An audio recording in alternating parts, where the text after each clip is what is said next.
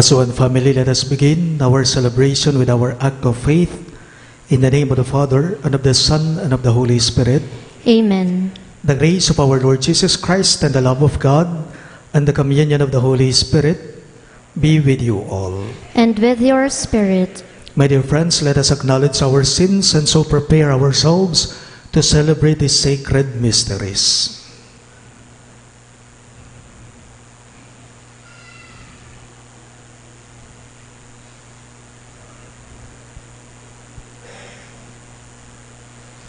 All together we say, I confess to Almighty God and to you, my brothers and sisters, that I have greatly sinned in my thoughts and in my words, in what I have done and in what I have failed to do, through my most grievous fault. Therefore I ask Blessed Mary, ever Virgin, all the angels and saints, and you, my brothers and sisters, to pray for me to the Lord our God. May Almighty God have mercy on us, forgive us our sins, and bring us to everlasting life. Amen.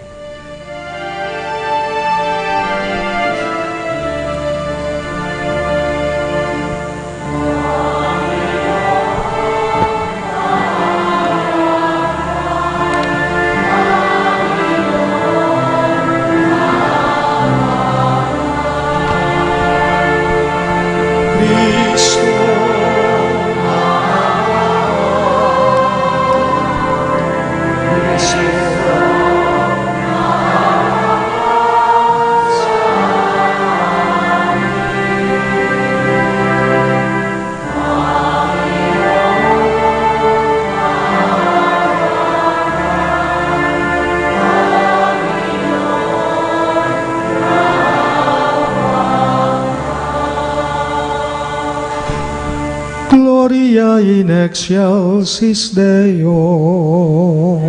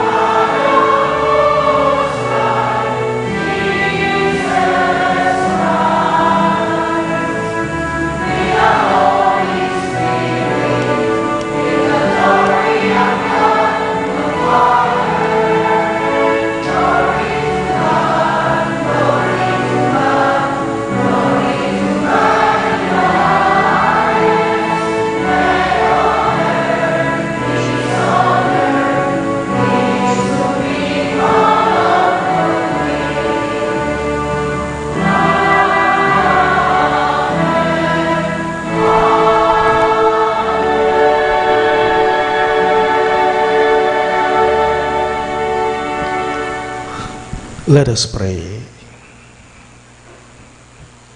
Almighty ever-living God, we humbly implore your majesty that just as your only begotten Son was presented on this day in the temple in the substance of our flesh, so by your grace we may be presented to you with minds made pure through our Lord Jesus Christ, your Son, who lives and reigns with you in the unity of the Holy Spirit, one God, forever and ever. Amen.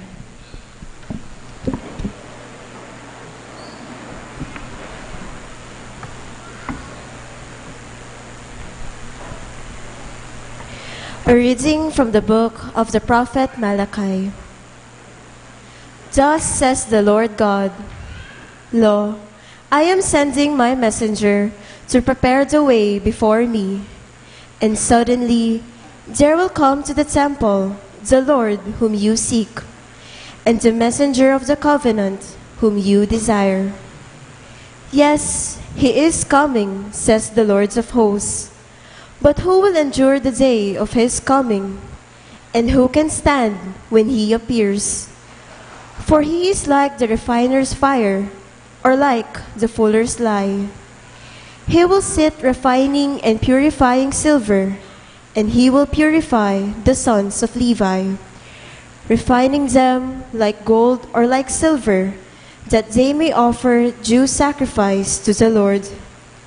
Then the sacrifice of Judah and Jerusalem will please the Lord, as in the days of old, as in years gone by.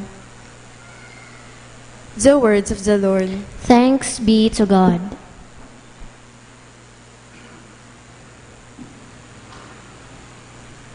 For our responsorial psalm, let our response be, Who is this King of glory?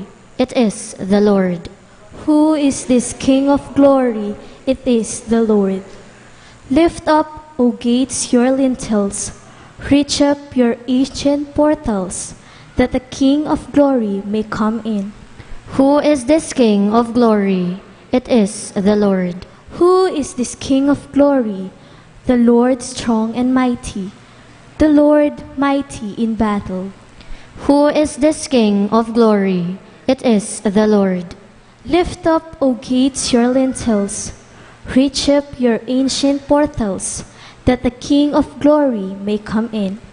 Who is this King of glory? It is the Lord. Who is this King of glory? The Lord of hosts. He is the King of glory. Who is this King of glory? It is the Lord.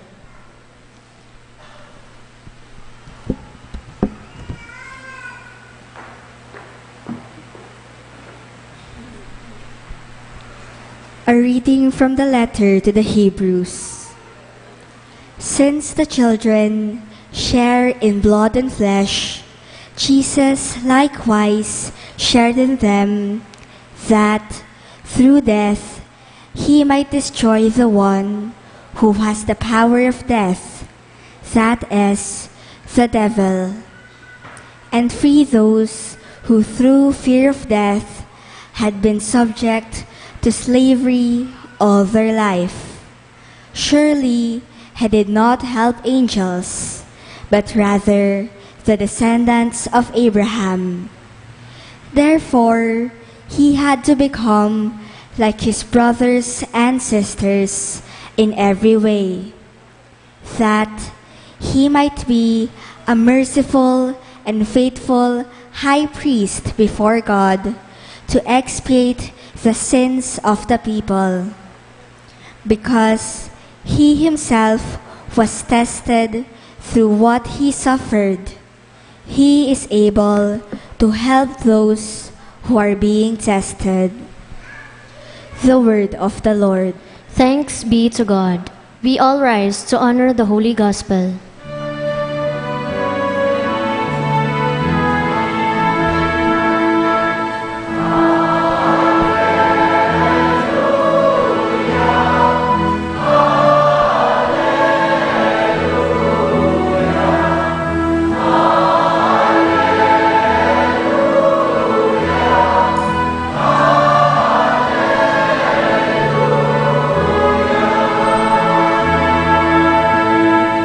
Altogether, a a light of revelation to the Gentiles, and glory for your people, Israel.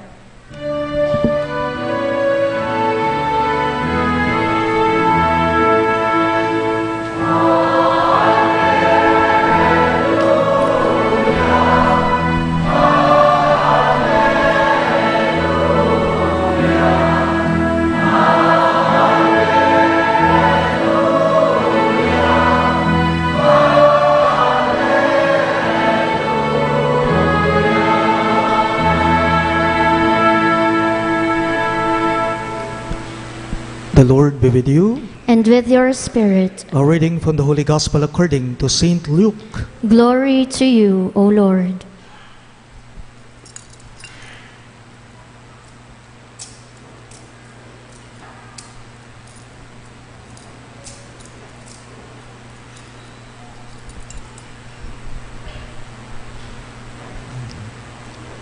When the days were completed for their purification according to the law of Moses, Mary and Joseph took Jesus up to Jerusalem and present him to the Lord, just as it is written in the law of the Lord.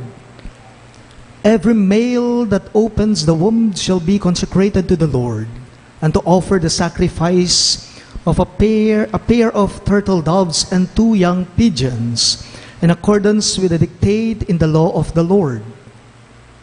Now there was a man in Jerusalem whose name was Simeon. This man was righteous and devout, awaiting the consolation of Israel, and the Holy Spirit was upon him. It had been revealed to him by the Holy Spirit that he should not see death before he had seen the Christ of the Lord. He came in the Spirit into the temple, and when the parents brought in the child Jesus to perform the custom of the law in regard to him, he took him into his arms and blessed God, saying, "Now, Master, you may let your servant go in peace according to your word. For my eyes have seen your salvation, which you prepared in sight of all the peoples, a light for revelation to the Gentiles, and glory for your people, Israel." The child's father and mother were amazed at what was said about him. And Simeon blessed them, and said to Mary his mother, "Behold, this child is destined for the fall and rise of many in Israel, and to be a sign that will be contradicted. And you yourself a sword will pierce, so that the thoughts of many hearts will be revealed." There was also a prophetess Anna, the daughter of Phanuel of the tribe of Asher. She was advanced in years, having lived 7 years with her husband after her marriage, and then as a widow until she was 84. She never left the temple, but worshipped night and day with fasting and prayer. And coming forward at that very time, she gave thanks to God and spoke about the child to all who were awaiting the redemption of Jerusalem. When they had fulfilled all the prescriptions of the law of the Lord, they returned to Galilee, to their own town of Nazareth. The child grew and became strong, filled with wisdom, and the favor of God was upon him. Sisters and brothers in Christ, the good news of our salvation. Praise to you, Lord Jesus Christ.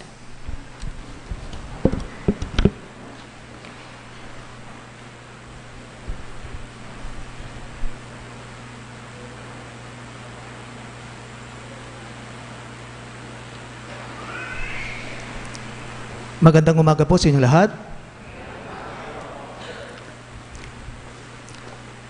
Simple encounters can change our lives. Meaningful encounters can change our very own lives. Sa buhay po natin, may mga pagtatagpo at pagkakataon po na babaguhin at babaguhin nito ang ating pagkatao. Sabi nga po nung kanta, "You changed my life in a moment. You changed my life in a moment." We celebrate this Sunday the feast of the Lord's presentation in the temple. And this presentation of Jesus in the temple serves two purposes. The first is the redemption of the firstborn. And the second is the purification of Mary, our Blessed Mother. First, the redemption of the firstborn. Alam po ninyo, pinaniniwalaan po ng mga Hudyo na ang mga anak na panganay na lalaki ay hindi po pag-aari ng kanyang mga magulang, kundi ang panganay na anak ay pag-aari ng Diyos. Kung babalikan po natin ang istorya o ang kwento sa lumang tipan, sa Old Testament, alam ninyo noong ang mga Israelita, ang mga Hudyo, ay naroroon sa Ehipto, namatay lahat ng mga panganay na anak na lalaki at ang mga alagang hayop ng mga taga-Ehipto, namatay ang mga ito noong dumaan sa kanila ang anghel ng kamatayan sa pamagitan po ng usok. Napapanood natin ito tuwing mahal na araw. Tanging ang mga anak na panganay na lalaki lamang po ng mga Israelita o ng mga Hudyo noon ang nailigtas dahil may ipinahid silang dugo ng hayop sa pinto ng kanilang mga bahay. At dahil dito, pinaniniwalaan nila na ang mga anak nilang panganay ay hindi nila pag-aari, hindi sa kanila, kundi ito ay galing sa Diyos. Pag-aari po ng Diyos. Ito rin po ang dahilan kung bakit bawat pamilyang Hudyo, inihahandog po nila sa Diyos ang kanilang anak na panganay sa templo. At pinaniniwalaan nilang ang mga anak nilang panganay na lalaki ay pag-aari po ng Panginoon. Na iningatan sila at iniligtas sila sa kamatayan. The redemption of the firstborn. Secondly, the second is the purification of Mary. Hindi lamang po yung paghahandog sa templo ang ginagawa ng mga magulang, kahit pa man din po yung nanay ng bata. The 40th day, okay? Yung yung ika-apat na pong araw, pagkatapos isinilang ng sanggol, pati po nanay ay kailangan ding pumunta sa templo. Yung ina, yung nanay ng bata. Bakit? Kailangan din po siyang dumaan sa rito ng paglilinis sa kanya. Kasi po paniniwala ng mga Hudyo na ang magulang na babae, pagkatapos niyang manganak, itinuturing siyang marumi. Kaya nga po, kailangan din niyang pumunta sa templo at hihandog ang kanyang sarili para sa rito ng paglilinis sa kanya. Napansin po ninyo, sa ika-apat na misteryo, the fourth joyful mystery is the presentation of Jesus in the temple. Ngayon na po yan sa Second Vatican Council. Before, the fourth joyful mystery, during First Vatican Council, the people call it the purification of Mary. That was during First Vatican Council. But during Second Vatican Council, ang ngayon, pinalitan na po. Naging the presentation of Jesus in the temple. Inalis na po, itinabi na yung purification ni Mary. Bakit? Kasi gusto ng mga nasa simbahan, dapat daw ang sentro ay walang iba kundi si Kristo, ang naging buhay niya. At hindi dapat si Maria. Pero higit sa dalawang dahilang ito, mayroon pa pong nangyari sa ating ebanghelyo. Ang tanong, anong pagbabagong naganap ba sa ating pagbasa ngayon? As we celebrate the feast of the Lord's presentation in the temple, anong mga pagbabago ang naganap sa ating pagbasa ngayon? Sa ebanghelyo natin ngayon. Una po, si Simeon. Si Simeon, ang pangalan ni Simeon na nabanggit sa ating pagbasa ngayon. Anong sinabi ni Simeon nung makita niya ang sanggol? Anong ipinahayag niya? Anong naging ganap sa kanya? Sabi ni Simeon sa madaling pananalita, pwede na akong mate, nga na mo. Maaari na akong mamatay. Kailan mo ba masasabi sa sarili mo na pwede ka nang mamatay? Kailan ba natin masasabi sa sarili natin na okay na, pwede na akong mamatay?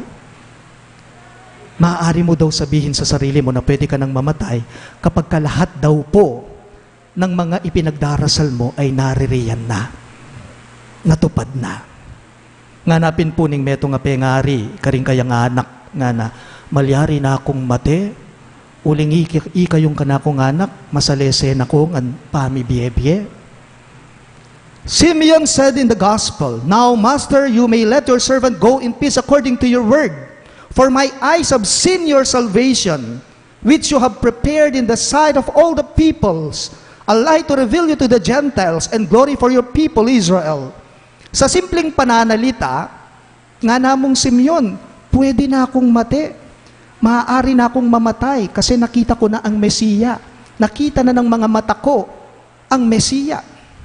Kumbaga, may sense of fulfillment na sa buhay ni Simeon sa mga oras na yon. Tanong ko lang po, kailan ba natin masasabing may self-fulfillment na tayo? Ikaw, kailan mo masasabi sa sarili mo, tayo, na may self-fulfilled ka na? Sabi po nila, ikaw daw na magulang kapag ka napagtapos mo na daw ang mga anak mo at may mga kanya-kanya na silang sa trabaho, okay ka na, ikaw na magulang, fulfilled ka na.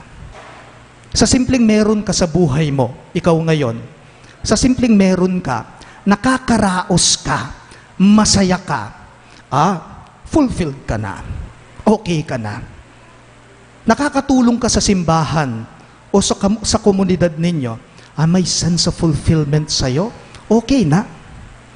Nakukuha mo pang tumawa, nakukuha pa po nating tumawa at maging masaya, tayong mga Pilipino, sa gitna po ng epidemya na tinatawag nating novel coronavirus, okay na, fulfilled na, nakakaraos pa hindi tayo nagkakasakit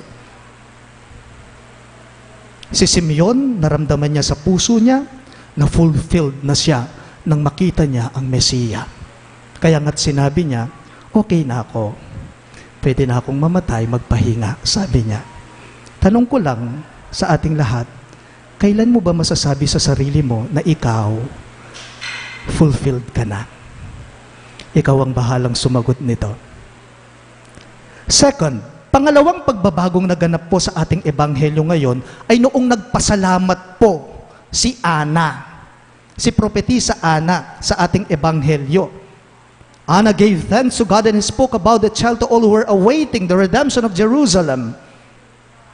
Kapag ka naramdaman mo daw na parang walang saysay ang buhay mo, kapag ka nararanasan mo daw at parang nararamdaman mo sa puso mo na parang walang patutunguhan, parang walang kabuluhan ang nangyayari sa buhay mo, and then bigla mong nadama, bigla mong naramdaman sa kalooban mo na, ay hindi pala, buhay palang Diyos. Nariyan pala ang Diyos, siguradong magpapasalamat ka. Alam po ninyo, si Ana, sa ating ebanghelyo ngayon, matanda na siya. Balo pa. Di po ba? 84 years old na nga siya. Wala na po siyang hinihintay pa sa buhay niya. Pero nung biglang naramdaman niya, biglang naranasan niya ang pag-ibig, ang pagmamahal ng Diyos sa kanya, anong ginawa niya? Nagpasalamat siya. Nagpasalamat siya. Alam po ninyo, sa gitna po sana ng mga kasalanan natin, sa mga kapalpakan natin, kahinaan natin at mga kakulangan natin sa buhay, alam ninyo, ang Diyos ay patuloy pa rin po niyang ipinapadama sa atin ang pag-iibig niya, ang pagmamahal niya. Kakampi tayo pa rin ni nga pong Ginoo. Kaluguran na katamo pa rin ni nga pong Ginoo. Ang yang mi kakasala tamo, ang yang papalpak tamo, itamong tao.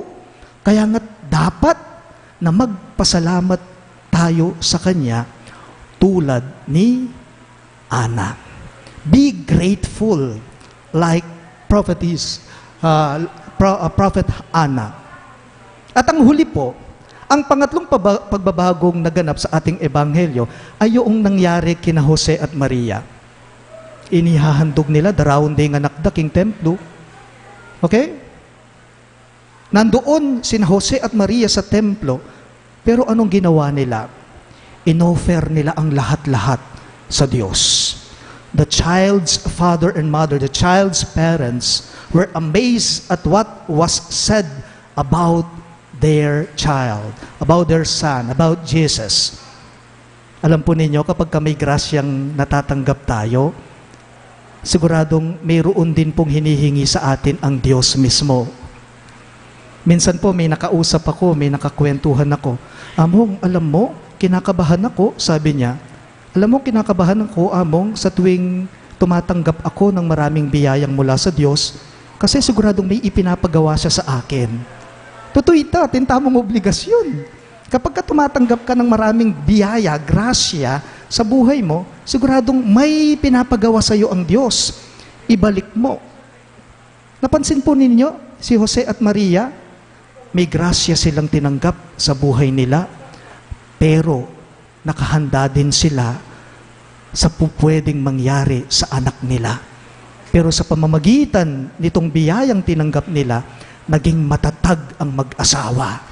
Naging matibay sila, sina Jose at Maria. Sina Jose at Maria ay naging matatag sila.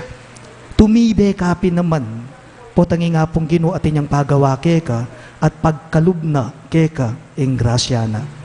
That's true. Simple encounters can change our very lives. And our encounter with the Lord makes us first fulfilled like Simeon. Our encounter with the Lord makes us grateful like Anna. And our encounter with the Lord makes us strong like Joseph and Mary. Amen. Please all rise. Let us now profess our faith. I believe in one God, the Father Almighty, maker of heaven and earth, of all things visible and invisible. I believe in one Lord Jesus Christ, the only begotten Son of God, born of the Father before all ages, God from God, light from light, true God from true God, begotten not made, consubstantial with the Father. Through him all things were made. For us men and for our salvation, he came down from heaven, and by the Holy Spirit was incarnate of the Virgin Mary and became man. For our sake he was crucified under Pontius Pilate. He suffered death and was buried, and rose again on the third day in accordance with the Scriptures. He ascended into heaven and is seated at the right hand of the Father. He will come again in glory to judge the living and the dead, and his kingdom will have no end. I believe in the Holy Spirit, the Lord, the giver of life, who proceeds from the Father and the Son, who with the Father and the Son is adored and glorified, who has spoken through the prophets. I believe in one holy Catholic and Apostolic Church. I confess one baptism for the forgiveness of sins, and I look forward to the resurrection of the dead and the life of the world to come. Amen. Christ shines as the light of salvation to all nations and the glory of his people. Let us now bring our prayers to the Father who gave up his only Son to light our way through him. With confidence we pray, God of light, listen to your church. All of us, please. God of light, listen to your church. That the church may show to the world the true face of Christ and be a sign of salvation to all, we pray. God of light, listen to your church. That those in authority may render selfless service to society, have the courage to speak and act in the name of truth and justice, and bear witness to the light of Christ, we pray. God of light, listen to your church. That consecrated men and women, through their faithful observance of the evangelical counsels, may always become beacons of light to their communities and to the church, we pray. God of light, listen to your church. That expectant mothers whose hearts are troubled may receive helpful, loving support from their families, friends, and community, we pray. God of light, listen to your church. That all those who have gone before us may be welcomed in the company of the angels and the saints who eternally sing the praise of God. We pray. God of light, listen to your church. We also include in our prayer the following intentions. For the thanksgiving of Knights of the Blessed Sacrament and Will Rafael Sampang.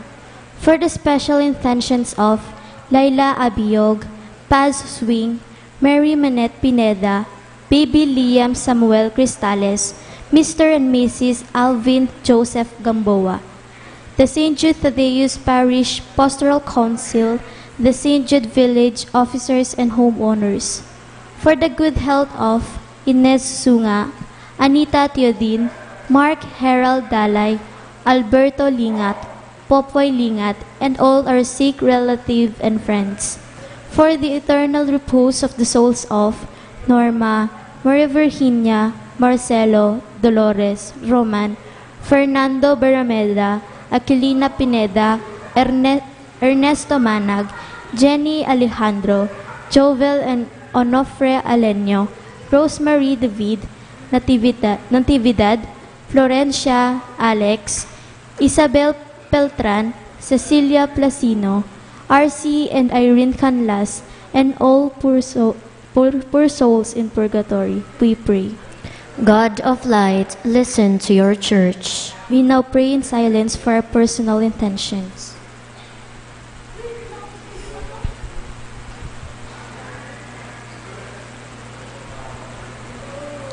God our Father, Christ your Son became man that he might lead us to you. As we celebrate his presentation to you, we offer our humble petitions and ask him to bring us to your presence. We ask this through Christ our Lord. Amen.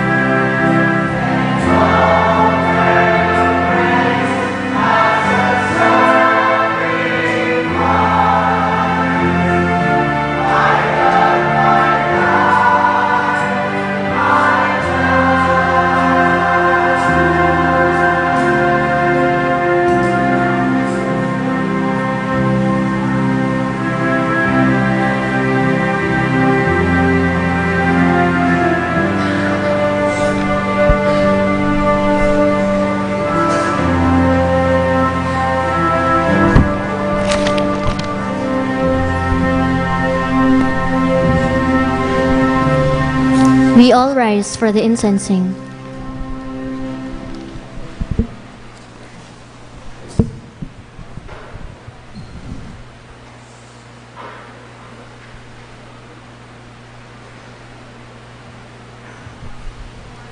Pray, my dear friends, that my and your sacrifice may be acceptable to God, the Almighty Father.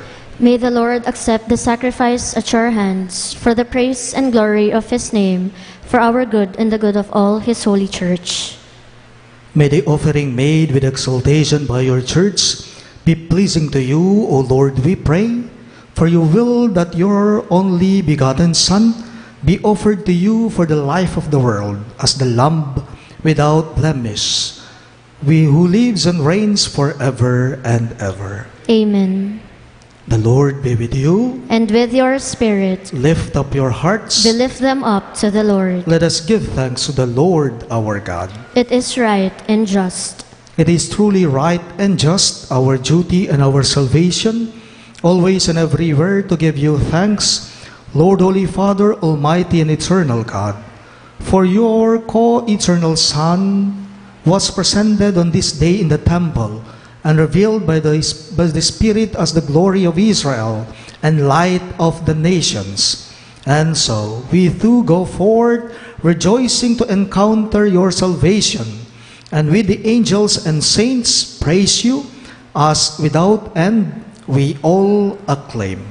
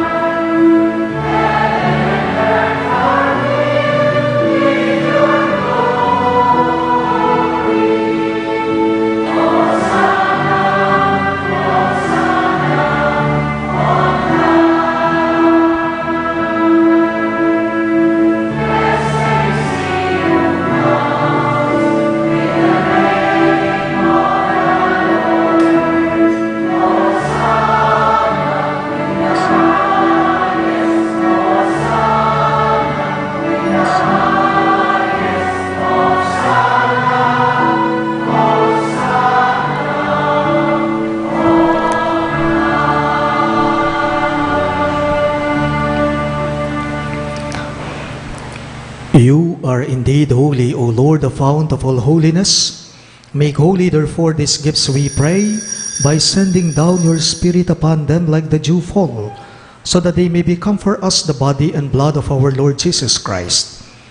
At the time he was betrayed and entered willingly into his passion, he took bread, and giving thanks, broke it and gave it to his disciples, saying, "Take this, all of you, and eat of it, for this is my body, which will be given up for you."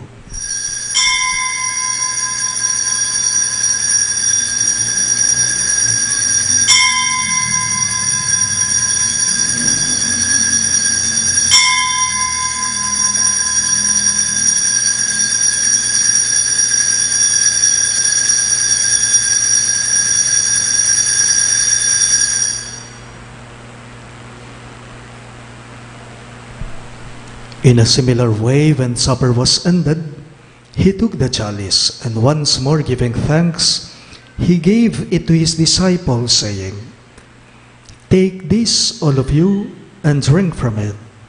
For this is the chalice of my blood, the blood of the new and eternal covenant, which will be poured out for you and for many, for the forgiveness of sins. Do this in memory of me."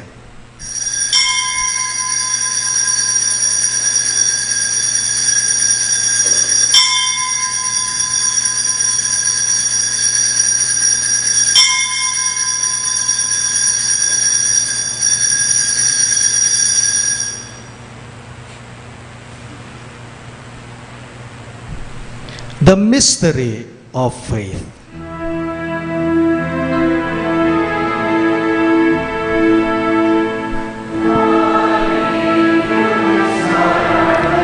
You destroyed our death. You restored our life. Lord Jesus, come in glory.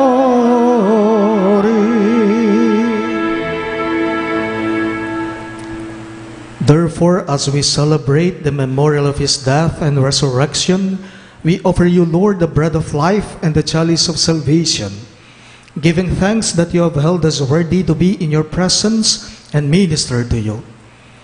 Humbly we pray that partaking of the body and blood of Christ, we may be gathered into one by the Holy Spirit. Remember, Lord, your church spread throughout the world and bring her to the fullness of charity, together with Francis, our Pope, Florentino, our Bishop, Pasiano, our Bishop Emeritus, and all the clergy.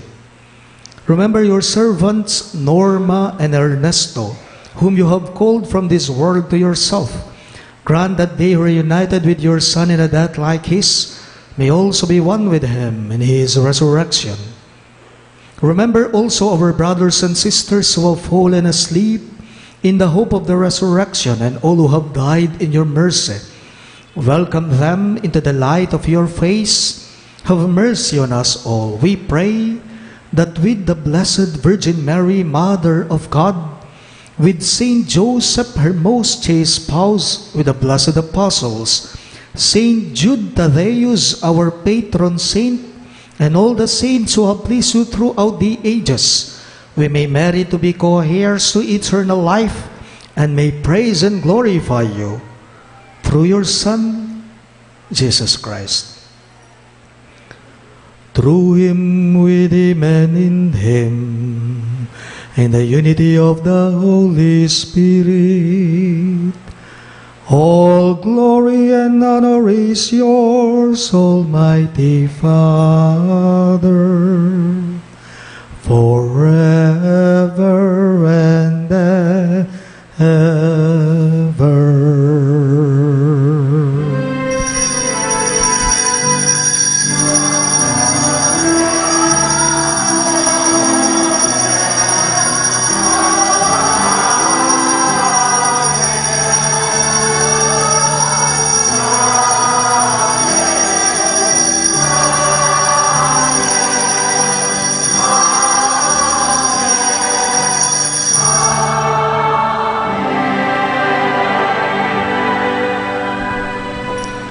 Let us now pray for the coming of the kingdom as Jesus taught us.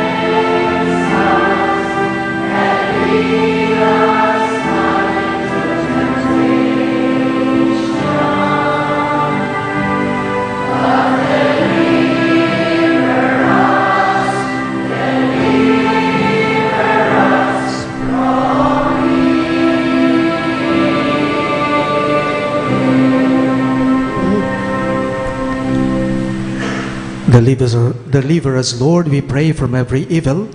Graciously grant peace in our days, that by the hope of your mercy, we may be always free from sin and safe from all distress, as we await the blessed hope and the coming of our Savior, Jesus Christ.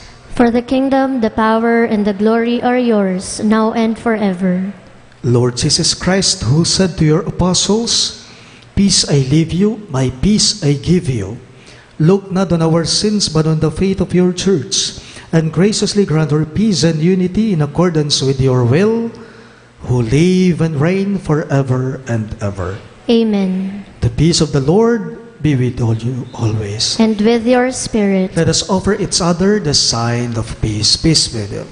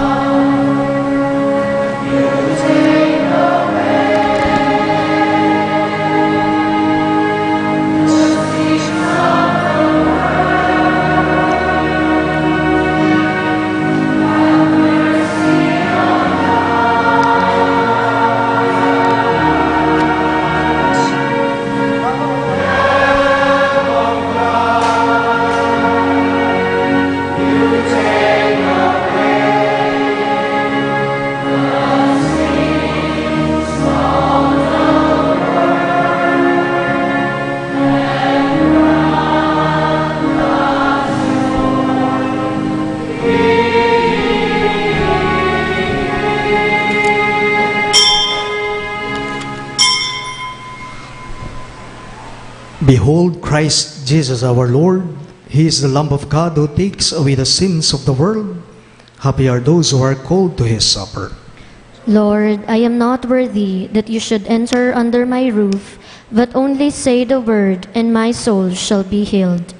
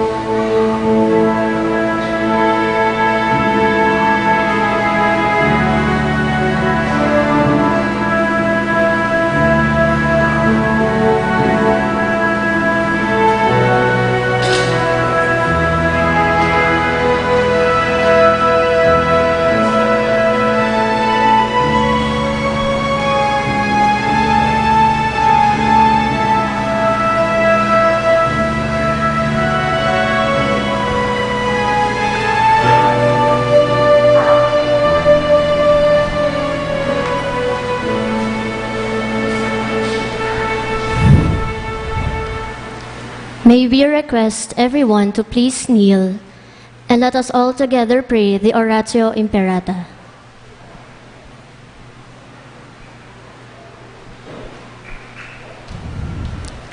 God, our Father, we come to you in our need to ask your protection against the 2019 coronavirus that has claimed lives and has affected many.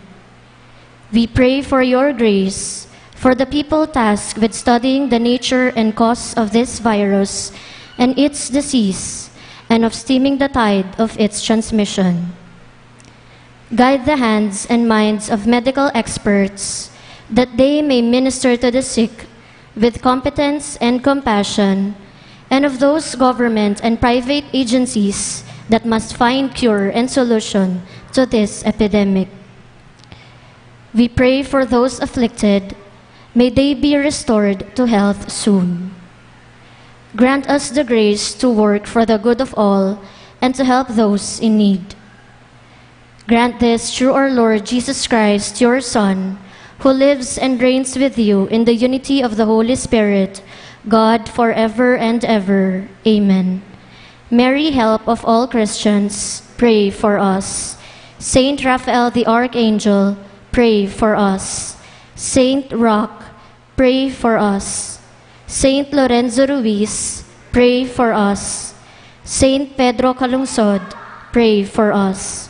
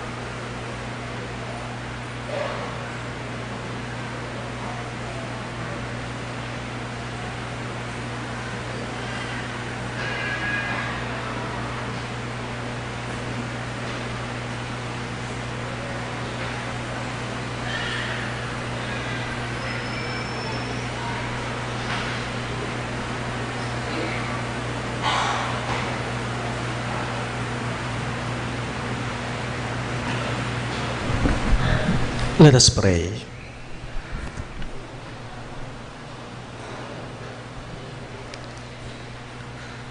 By these holy gifts which we have received, O Lord, bring your grace to perfection within us. And as you fulfilled Simeon's expectation that he would not see death until he had been privileged to welcome the Christ, so may we, going forth to meet the Lord, obtain the gift of eternal life. We ask this through Christ our Lord. Amen. For those of you who are bringing their candles, immediately after the celebration of the Holy Eucharist, we will bless your candles po. The Lord be with you. And with your spirit. Bow your heads and pray for God's blessing. May the God of all consolation order your days in His peace and grant you the gifts of His blessing. Amen. May He free you always from every distress and confirm your hearts in His love.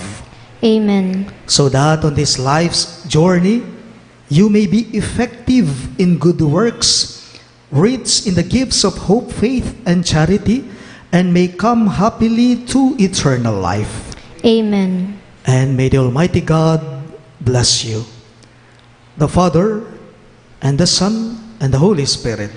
Amen. The Mass is ended, and our mission begins.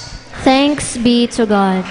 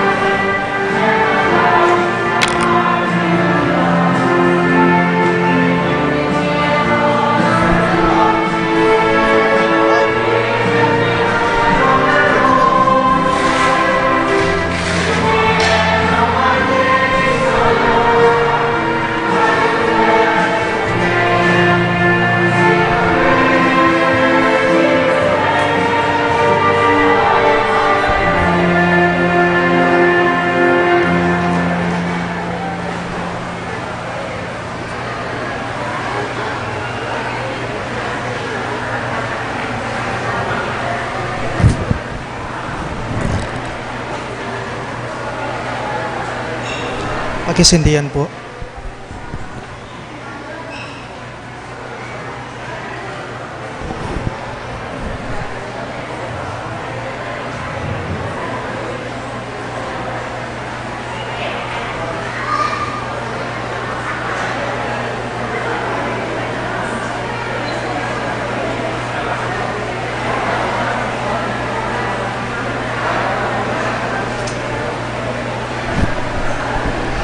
The Lord be with you.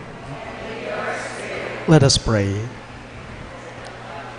O God, source and origin of all light, who on this day showed to the just man Simeon the light for revelation to the Gentiles, we humbly ask that in answer to your people's prayers, you may be pleased to sanctify with your blessings these candles which we are eager to carry in praise of your name, so that treading the path of virtue, we may reach that light which never fails. We ask this through Christ our Lord.